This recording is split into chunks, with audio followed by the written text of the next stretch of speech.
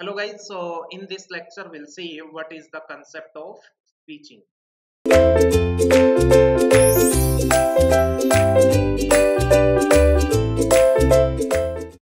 So guys, this is we can say that this switching concept is we can say that came before the introduction of all these layers, isn't it? So this is some generalized concept, isn't it?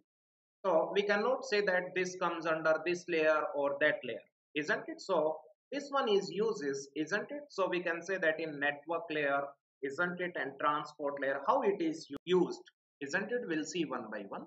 What is the concept of switching? We'll see one. Okay.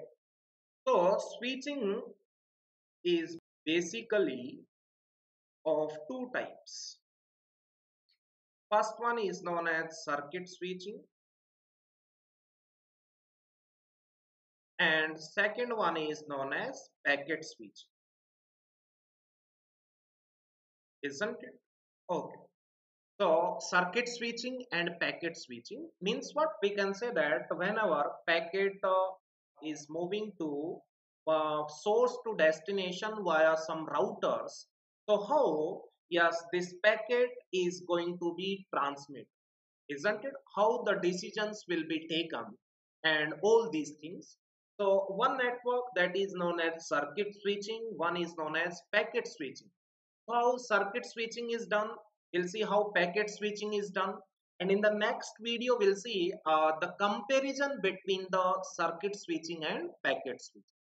So let us consider, let's say we can say that, let's say a network is there. Let's say this is source, this is, let's say, router 1, this is, let's say, router 2, this is, let's say, router 3, this is, let's say, router 4,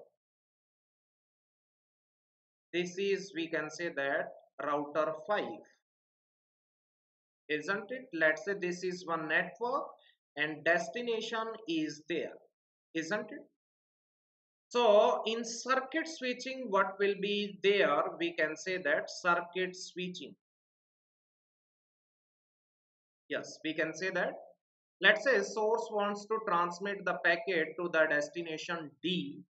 So in circuit switching, we can say that, yes, path will be dedicated initially, isn't it? So we can say that whenever any station wants to transmit the data, then he will ask for one path, isn't it? If that path is available, then that particular path is dedicated to that particular source.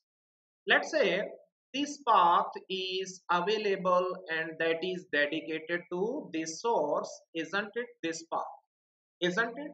So we can say that every packet will move via this path only from source to destination, isn't it? Okay. So we can say that, yes. So here three steps will be there. First one will be connection establishment. Connection establishment. Connection establishment means path is available and that is assigned or dedicated to this particular station. So that is connection establishment. Once this path is dedicated to this particular station, then no other station can use this particular path. Remember this one, isn't it? Now second, now we can say that now data will be transmitted. So data transmission, that will be the next step, isn't it? Data transmission will be the next step. Now data will be transmitted. First connection is establishment. Connection establishment means we can say that, yes, this path is dedicated or assigned to this particular station. No other station can use this particular path. Now source will, we can say that, transmit the data to the destination D. Once a source finish out the data transmission, then finally there will be the connection release. Connection release, isn't it? So these three steps are involved in circuit switching. Now we'll see what is packet switching. So here we can say that path is dedicated. So intermediate routers will not take any decision, isn't it? Yes, every router will, we can say that R1 knows that packet should be transmitted to R5. R5 knows that yes, packet will be transmitted to R4, and R4 knows that the packet should be transmitted to destination D, isn't it? So we can say that, let's say here one data is there, isn't it? So this data packet is transmitted by the source S. Now this data packet knows the entire path initially. Yes or no? Yes, the path will be there inside this packet, that this packet will move from R1 to R5 to R4, then to the destination. Isn't it? Oh, next one, let's say what is packet switching. So again, assume that the same network R1, then R2, then R3, then R5, then let's say R4. Isn't it? And here, let's say destination. We'll see in packet switching what will be there. In packet switching, let's say, yes, source wants to transmit the data. Yes, the data will go to the R1, isn't it? Now, R1 router R1, yes, will apply the routing algorithms and will find out the best path, isn't it? We'll see in the network layer, yes, how routing algorithms are there, and how routing tables are used in the routing algorithm. So using routing algorithms, we can say that R1 will find the best suitable path. And let's say that path is R3. So R1 will transmit it to the R3, isn't it? Now R3 will also apply its routing algorithms and uses routing tables, and will find the next, we can say that best path, isn't it? So yes, let's say next path is this one. Then yes, packet will transmit it to the destination, isn't it? So here we can say that in the network, routers will take the decision, yes, where to forward this particular data packet, isn't it? So routers will take the decision, routers will apply the routing algorithms, and will find the best possible path, and we can say that data will be transmitted. So here this data packet knows only the destination and address. Yes, this data packet will knows only the destination address, and intermediate path will be provided by the routers, isn't it? So here only one step is there, that is directly data transmission, isn't it? Data transmission, isn't it? So here directly, yes, packet will be transmitted, intermediate path will be, yes, given by the routers, router will take the decision, and finally the packet will be, yes, forwarded to the destination. Inside the packet, destination address will be there, entire path address will not be there.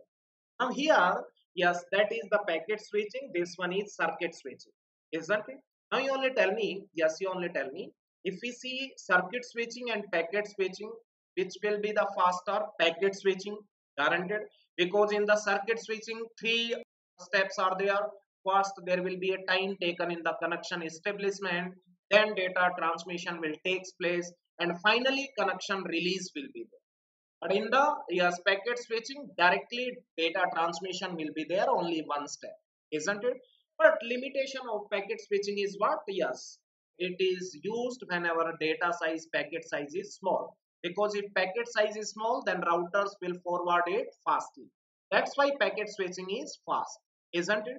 So wherever we can say that if in the any application requirement is that, we can say that this packet must be transmitted fastly, then packet switching is used, isn't it?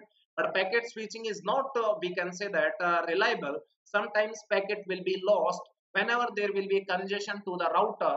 That means we can say that available buffer is not sufficient. Yes, then we can say that that particular packet will be discarded, isn't it?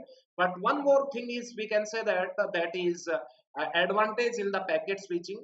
Let's say in the circuit switching, we can say that any router get failed in the path, let's say R5 get failed, then we can say that that packet cannot be transmitted. But inside of this packet switching, if any router is not working, then another path will be, we can say that, find out by the routers, and from another path that packet can be transmitted, isn't it? Okay, so that's all about, we can say that what is circuit switching, what is packet switching. In the next lecture we'll see the comparison between the circuit switching and packet switching. I hope this one is clear to everyone.